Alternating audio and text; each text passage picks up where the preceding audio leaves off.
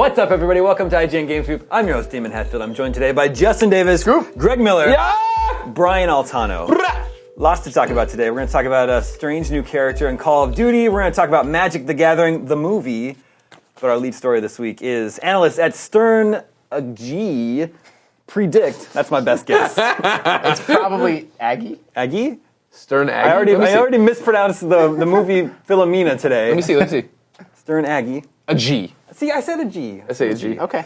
Anyway, they predict by the end of this year, collective install base for the PS4 and Xbox One will be 33 million. Damn. Combined? Combined. Wow. That's a lot. That does sound like a lot. Yeah. They're currently, so we know the PS4 sold 4.2 million, right, by the end of the year, Yeah. and Xbox One was around 3 million, right? Yep. So 7 million collectively. They need to sell another 26 million by the end of this year. If they get them on shelves. 2 million a month if it were distributed evenly. I think that's probably pretty accurate. If someone said, gun to my head, Justin, what do you think? I would probably say about that many.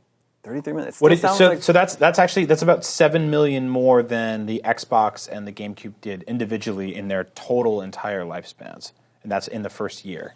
That's crazy. The Xbox, The original Xbox and the GameCube did about 24, 25 million. So we know, they're not going to sell, they're going to sell plenty, but mostly there's not that much hardware moving until next holiday, right? Yeah. Like next October, November, December, that's when the consoles are really going to sell. Yeah, that's true. That's when you'll see the big spike. But you figure a lot of people are holding out for Titanfall, for Infamous, for that game that actually is next gen. Titanfall will sell some Xbox Ones. Yeah.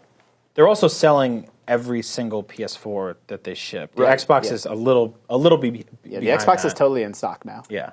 So let me put it this way. The reason why I don't think that number is that outrageous is, let's say they sell twice as many PS4s next Christmas and twice as many Xbox Ones next Christmas as they did this past Christmas. Right. That plus whatever they sell the rest of the year, a several 100,000 every month will get them to 33 million. Sure.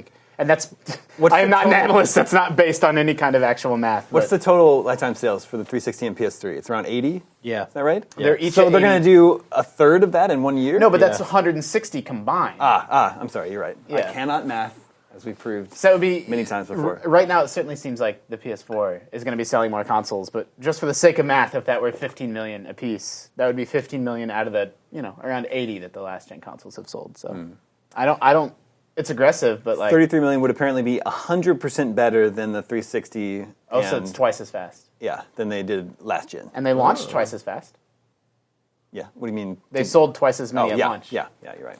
So it's just staying on the pace they're on now. It's not even counting those astronomical Wii U numbers either. It's just going to spike it to at least The tip of the sword of next gen, we call it the Wii U. 33.2. Wii U, just the tip. Just the tip.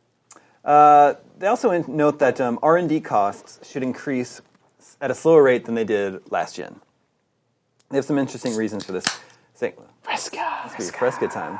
One of the problem areas last gen, so there are 3 reasons why R&D costs rose greatly last generation. Number 1, the shift from standard def to high definition made development more expensive. The shift from offline to online gameplay, so that's whole other systems that they had to implement into their games.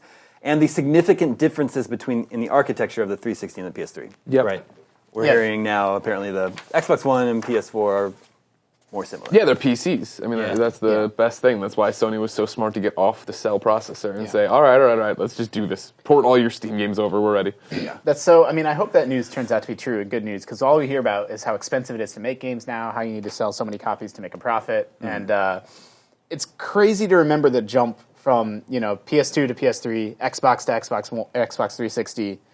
That was like Xbox Live existed, but think about what that became on the 360. This totally every game's gonna have a demo. This huge elaborate service. And you think about things like HD. Like I didn't have an HD TV when the 360 played out. I played Oblivion on an SD TV, and then I got an HD TV later, and that jump doesn't seem nearly as big to me.